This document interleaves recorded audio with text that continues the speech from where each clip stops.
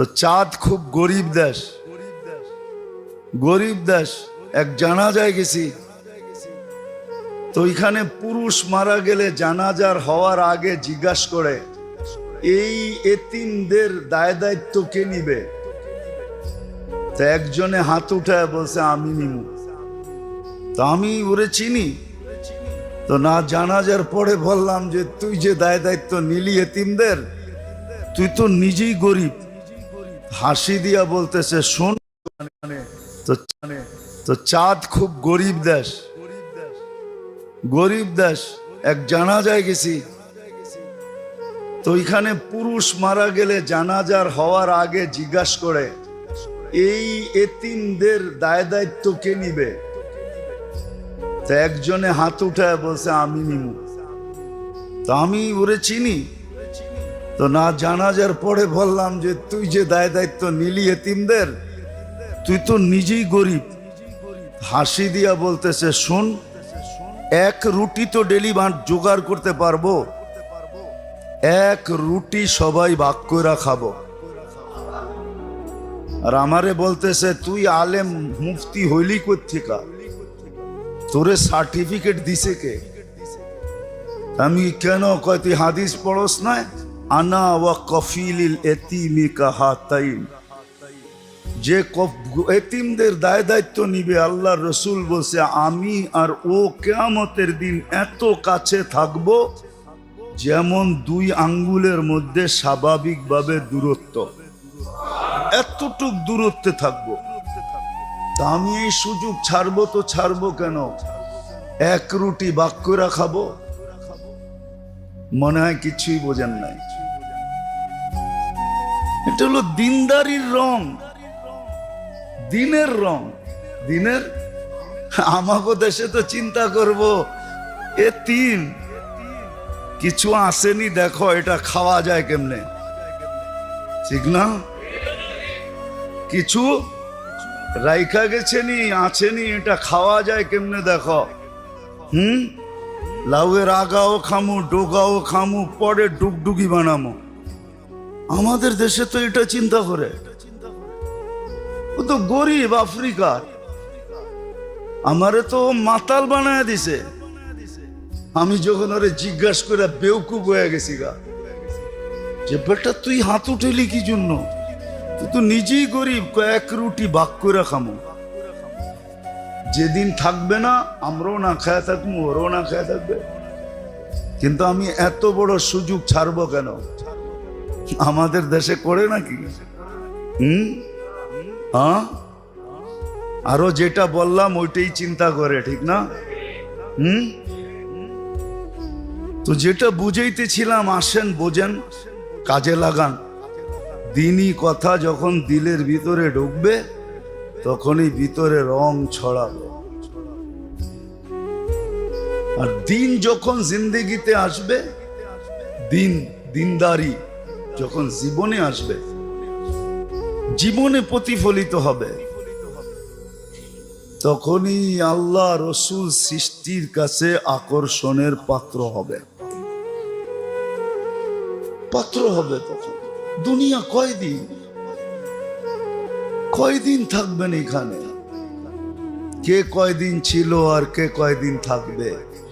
তাইলে কবি এত ব্যথা নিয়ে কোনোদিন লিখতেন না। কবি বড় ব্যথা নিয়ে লেখছে, যা শুনাইলাম আপনাদেরকে। বেশি দিন থাকবো না এখানে, চলে যেতে হবে, চলে যেতে হবে। কিন্তু নিজেকে আকর্ষণের পাত্র বানায়া যেতে হবে,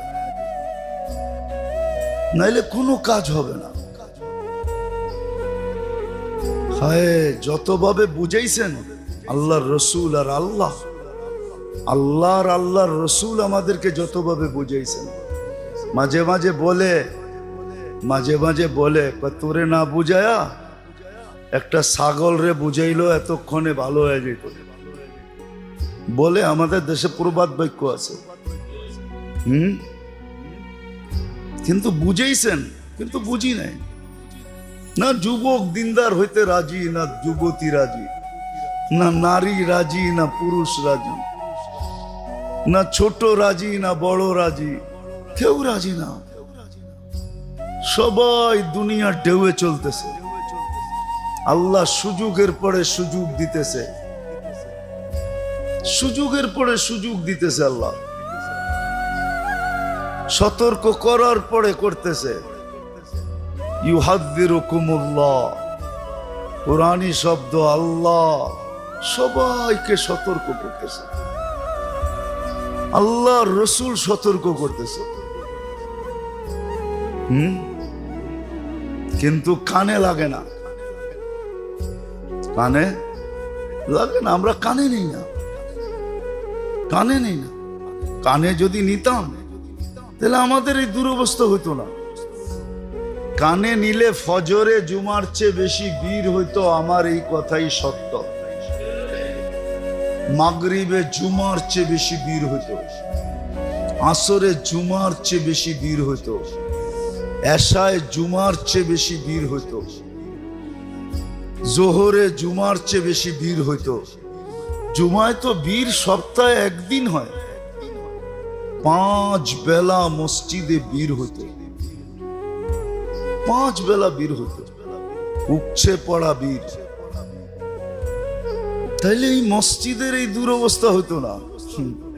আল্লাহর রসুলকে 1400 বছর আগে বলা যেতে হইতো না, ইদা উমিতাতিস সালাহ। ওই দিন আমার উম্মতের কি দুর্দশা হবে, যেই দিন সবার জীবন থেকে নামাজ মরা যাবে। আজকে 80% মুসলমানের জীবন থেকে নামাজ মরা গেছে। 80% মুসলমানের জীবন থেকে নামাজ মরা গেছে। 80% মুসলমানের জীবন থেকে নামাজ শেষ। ওই দিন কি অবস্থা হবে? কিছু কথা খুইলা বলতে মনে চাই, কিন্তু তারপরও বলি না। না বলতে বললেই কি বলা যায়? সব কথা বলতে বললেই বলা যায় না, এই জন্য বলি না। ওই দিন কি হবে? আজকে যে মুসলমানের দুরবস্থা, শুধু নামাজ মরা যাওয়ার কারণে। নামাজ যদি মরা না যাইতো, মুসলমান উম্মতে, মুসলমান না, মুসলমান বাদেই দিলাম, উম্মতে মুহাম্মাদির এই দুর্দশা হতো না। যাকে আল্লাহ চয়েস করা, নিজে পছন্দ করা। দুনিয়ার মানুষের পছন্দ যদি মূল্যায়ন থাকে, মূল্য থাকে, তা আল্লাহর পছন্দের কোনো মূল্য নাই।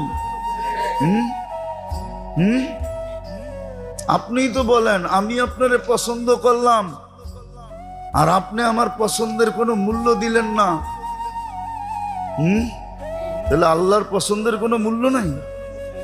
আপনার পছন্দের যদি এত মূল্য থাকে, দুনিয়ার পদস্থ ব্যক্তির পছন্দের যদি মূল্য থাকে, আমাদেরকে তো মাঝে মাঝে বলে, আমরা আপনারে পছন্দ করে দাওয়াত দিলাম, দাওয়াত দিতে চাই, আপনি কোনো মূল্যই দিলেন না। আপনার পছন্দের যদি এত মূল্য থাকে, তাহলে আল্লাহর পছন্দের কোনো মূল্য নাই। না আল্লাহ বুড়া হয়ে গেছে, না আল্লাহর শক্তি সব শেষ হয়ে গেছে, সব খরচ করতে করতে রাজার বান্ড খালি হয়ে যায়। আল্লাহরটা কি খালি হয়ে গেছে নাকি? হ্যাঁ, খালি হইলে মাঝে মাঝে থাপ্পড় দিয়া বুঝায় কেমনে? করোনার সময় তো দুনিয়ারে বুঝায় দিল, তোগো বিদ্যা কতটুক দেখ আর আমারটা দেখ। খালি লকডাউনে পোষায় নাই, পরে শাটডাউন পর্যন্ত দিছেন না? দেন নাই? হ্যাঁ দিছে না? দেয় নাই? এখনো তো মাঝে মাঝে ঘুমের মধ্যে করোনা দেখে, ঠিক না? না দেখেন না? চায় মাস্ক লাগায় ঘুমাইতে, ঠিক না? হ্যাঁ, কি চান না? আরে মনে হয় চান না, রাগ হয়ে গেলেন? মাঝে মাঝে তো এখনো দেখি সমাজে মাস্ক লাগায় ঘরে। যদি জিজ্ঞেস করি, আরে এখন মাস্ক, হুজুর যদি যদি যদি দুই একটা বুলে শুলে থাকা গেল, ওটি যদি ঘুরতে ঘুরতে নাকের ভিতরে ঢুকা গেল, তাহলে তো শেষ, ঠিক না? আরে শেষ ওই দিন হবেন যেদিন আল্লাহ শেষ লেখছে, এর আগে কোনো শেষ ফেস নাই। শেষ তো ওই দিন হইব যেদিন আল্লাহ লেখা রাখছে শেষ। ওইটা বিশ্বাস বস্তিওয়ালারা করে, এই জন্য অ্যান্টিবডি আমাদের চেয়ে অনেক বেশি। কি বেশি না? অনেক। কে করোনার সময় তো মাইপা দেখলেন, তেজগাঁও বস্তিওয়ালাদের হইল ৭৫ আর পাশে গুলশানওয়ালাদের হইল ৬৫। 10ই ডিফারেন্স, ঠিক না? ওগো অ্যান্টিবডি আরো বেশি। আল্লাহ মাঝে মাঝে দেখায়, আল্লাহর পছন্দের কোনো দাম নাই। আল্লাহ আপনাকে উম্মতে মুহাম্মদী হিসাবে পছন্দ করছে। এই জন্যই আল্লাহর রাসূল বলছে, ওই দিন কি হবে, যেই দিন তোমাদের জীবন থেকে নামাজ চলে যাবে, নামাজ মরা যাবে। ইদা উমিতাতিস সালাহ কবিলাতির রাশা ইউবাউদ্দিন বিআরদিন ইয়াসির মিনাদ দুনিয়া। তর্জমা করলাম না, তর্জমা ছাড়াই রইল। ওই দিন তোমাদের কি হবে, একটারই করলাম, যেদিন নামাজ থাকবে না। আজকে নামাজ নাই। আল্লাহ পছন্দ করলো উকছে পড়া বীর থাকা উচিত ছিল, নাই আজকে। এই জন্যই দুরবস্থা,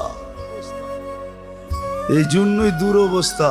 আমি তো বলি, এই রমজানে আমি হেরেমে যতটুকু কানতে দেখছি, মনে হয় হেরেম মক্কা মদিনার মসজিদে নববী আর বাইতুল্লাহ 100 বৎসরের ভিতরে এত কান্না দেখে নাই।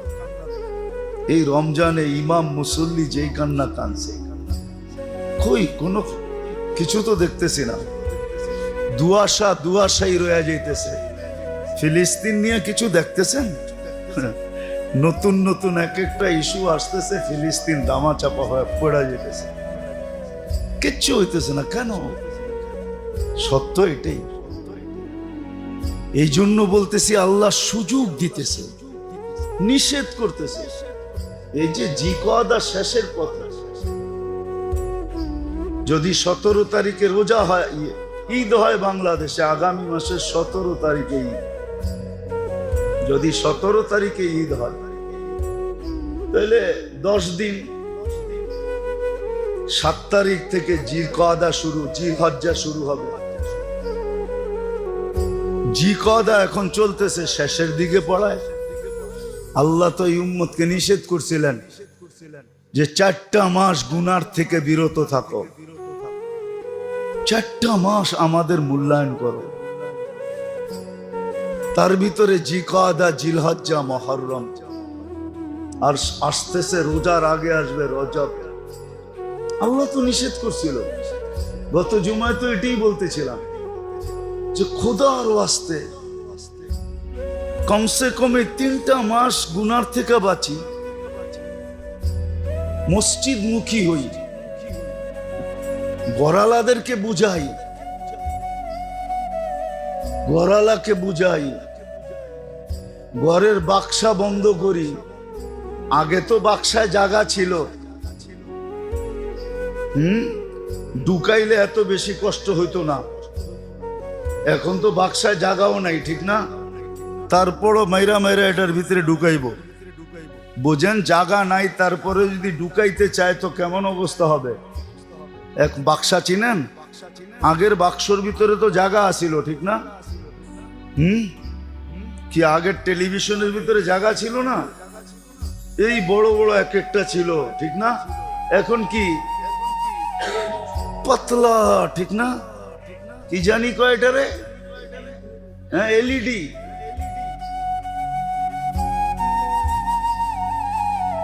এলইডি সারা দিন চলতে থাকে। খোদার ওয়াস্তে একটু ফিরে আসেন, একটু মানেন আমাদের কথা, একটু মানেন। আল্লাহ যদি আরো নারাজ হয়ে যায়, আল্লাহ কাফেরের উপরে নারাজ হবে না, নারাজ আমাদের উপরই হবে। অপরিচিত মানুষের উপরে মানুষ নারাজ হয় না, আপনজনের উপরে যতটুকু নারাজ হয়। আল্লাহ মুসলমানের উপরই নারাজ, কাফেরদেরকে তো এই দুনিয়াই দিছেন। ওরা এই দুনিয়ায় বুক করবে। খোদাদ্রোহী নাফরমানকে আল্লাহ দুনিয়া দিয়েছেন, দুনিয়া, ও দুনিয়ায় বুক করবে। যেই কদিন করবে দুনিয়াই করবে, তারপরে আর ওর ভোগের সুযোগ নাই। আল্লাহ তো আমাদের উপরে নারাজ যে তোরা আমার পছন্দের কোনো মূল্য রাখলি না, তোগো পছন্দের দাম দিলি, আমার পছন্দকে কোনো পরোয়া করলি না, কোনো মূল্য দিলি না। আমি তোদেরকে তিনবার পছন্দ করছি, মানুষ হিসাবে পছন্দ করছি, মুসলমানের ঘরে অস্তিত্ব দেওয়ার হিসাবে পছন্দ করছি, উম্মতে মোহাম্মদী বানানের ব্যাপারে পছন্দ করছি। তিনবার পছন্দ করলাম, কোনো মূল্য নাই। আজকে আল্লাহ আমাদের উপরে নারাজ। আসেন এই মাসগুলাতে, রজব, জিকাদা, জিলহজ্জা, মুহররম, এই মাসগুলাতে গুনার থেকে দূরে থাকি, মোটা মোটা গুনাহ ছেড়া দেই, নাম মসজিদের সাথে সংযুক্ত হন। নাইলে হইতে পারে বিপদ এমন আসবে, চিৎকার তো বের করে দিছিল গরম দিয়া। ডেলি তো আবহাওয়াবিদরা কয় বৃষ্টি হইব। গতকালকেও তো 4টার সময় যখন বাহির হইছি, আকাশের অবস্থা দেখা মনে করছিলাম যে তুফান মনে হয় আইতেছে, বৃষ্টি মনে হয় ভাঙ্গা পড়বো। এশারের নামাজ পড়া বাইরে দেখি চাঁদ হাসতেছে। আমি তো বলি রাগ হয়ে যান না, মেঘ আইসা আবহাওয়া অফিসারদেরকে খবর দিয়া যায় আইতাছি, আয়া পড়ছি, নামমু এখন জুমজুমায়া। যখন ওনারা এলান করে দেয় যে বৃষ্টি আসবো 3 দিন পরে, টাটা দিয়া জায়গা কয় আর আমু না, চিন্তা করিস না।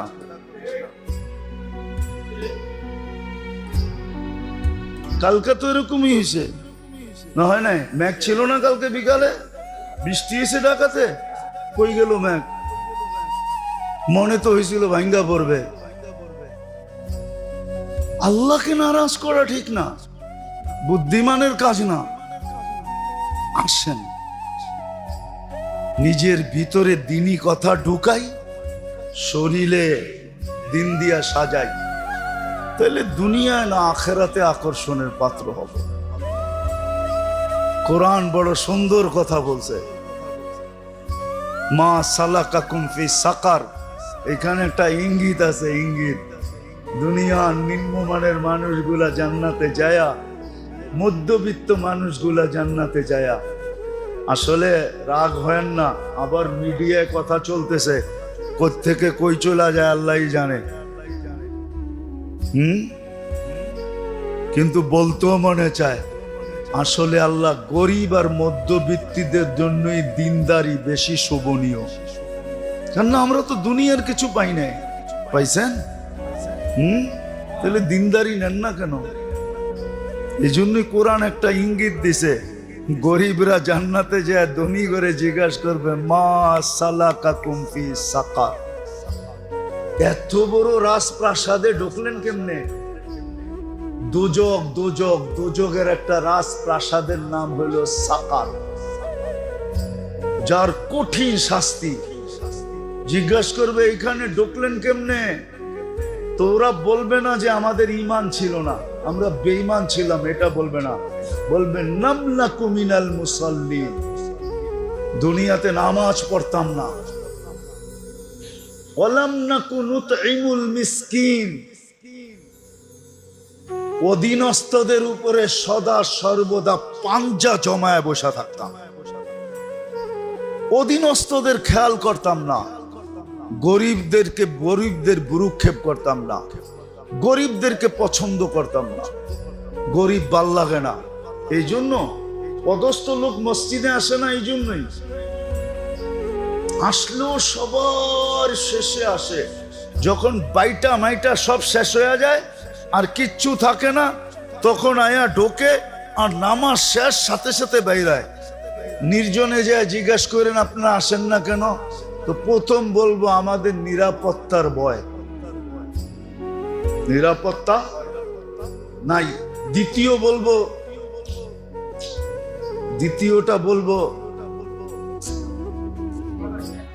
দ্বিতীয়টা বলবো গন্ধ সন্ধ ভালো লাগে না। গন্ধ সন্ধ, গন্ধ সন্ধ ভাল লাগে না কেন? আমাদের গায়ে তো গন্ধ আছে একটা, সবচেয়ে বড় গন্ধ তো গরিবের গন্ধ, দারিদ্রতার একটা গন্ধ আছে না? শরীরেরটা বাদে দিলাম, দারিদ্রতার একটা গন্ধ আছে না? না নাই? হ্যাঁ মনে হয় নাই, ঠিক না? লম্বা হয়ে যাবে, আমার জীবনের কাহিনী আছে। আমি এক জায়গায় ছিলাম দীর্ঘ অনেক দিন, কিন্তু আমি ওইখানে মোটা হই নাই, শুকনা হয়ে গেছি, কাঠ আর কাঠ না। আমার যেই জিনিস নিতাম একটা ঘ্রাণ বাহির হতো, ঘ্রাণ ঘ্রাণ লাগতো, আমি খাইতে পারতাম না, অতিষ্ঠ। কিন্তু পড়তে তো হবে, মানুষ তো হইতে হবে।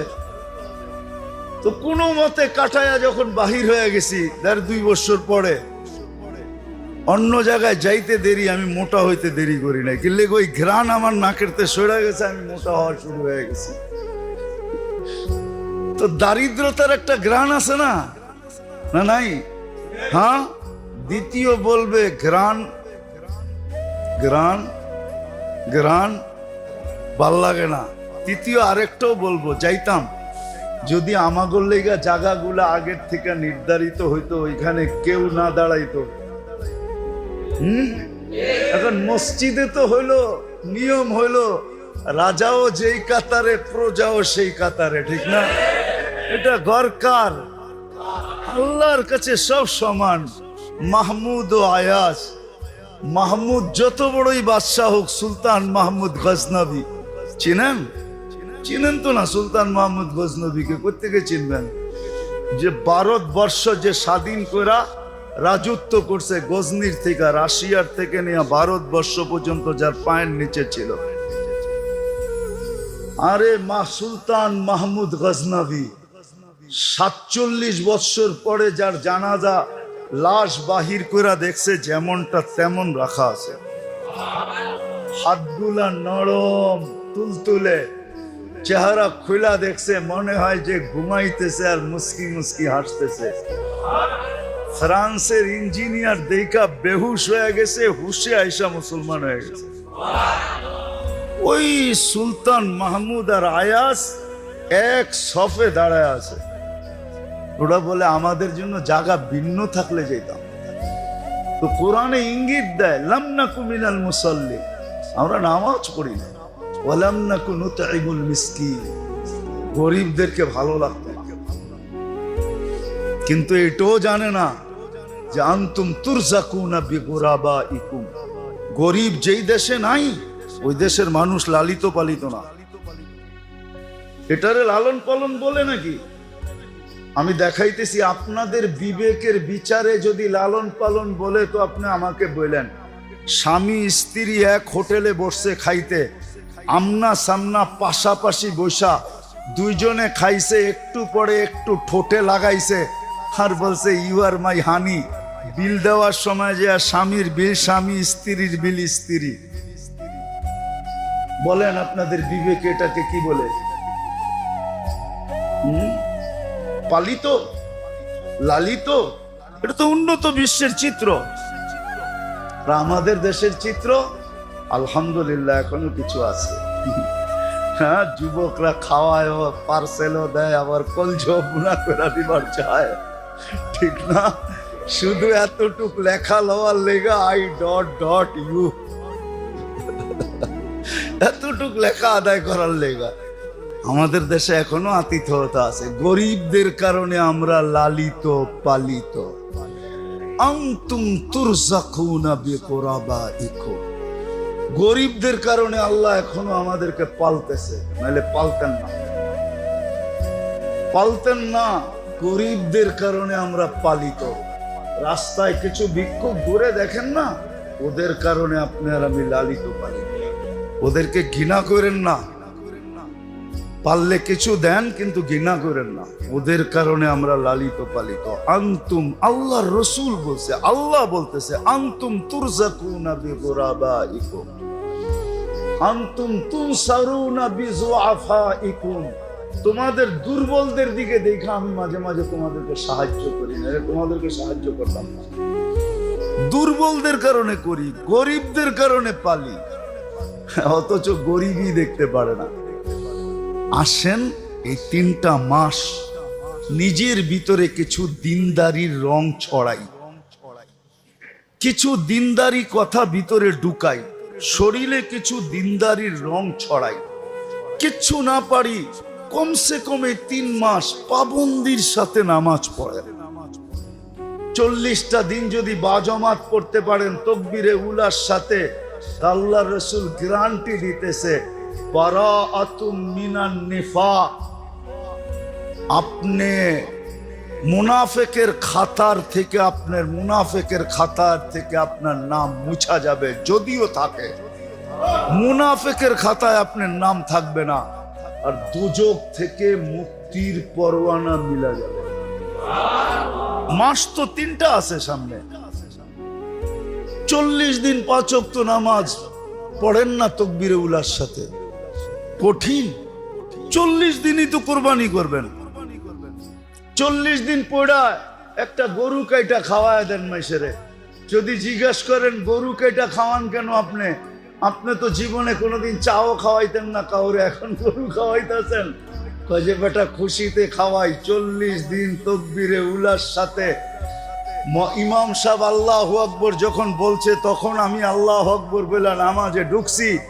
2টা সার্টিফিকেট পাওয়া গেছি মুনাফিক থেকে, জাহান্নাম থেকে। এই খুশিতে গরু কেটা খাওয়াইতেছি তোমাদেরকে। খাওয়ান না বলে এটা খাওয়ার ফতুয়া দিলেন। ফতুয়া না, আমরা খুশিতে খাওয়াইলে কোনো অসুবিধা নেই, খাওয়ান না। 40 দিন করেন না প্র্যাকটিস, অসুবিধা আছে? কোনো কঠিন? 40 দিন কোনো কঠিন না। এত বড় পাওনা মাত্র 40 দিন, এত বড় পাওনা মাত্র মাগরিবের নামাজ, এত বড় পাওনা মাত্র ফজরের নামাজ, এত বড় পাওনা মাত্র ফজর আর আসরের নামাজ। তারপরও পড়তে চান না? আল্লাহ পছন্দ করলো তো ঝাড়ু দিয়ে পিটাবে না তো কি দিয়ে পিটাবে? আপনি তো বলেন যে তোর কপালে ঝাড়ু মারা দরকার, তাহলে আল্লাহ যে ঝাড়ু দিয়ে পিটাবে না তো কে পিটাবে আমাদেরকে? আল্লাহ আমাদেরকে পূজার তৌফিক দান করেন। ওমা আলাইনা ইল্লাল বালাগ।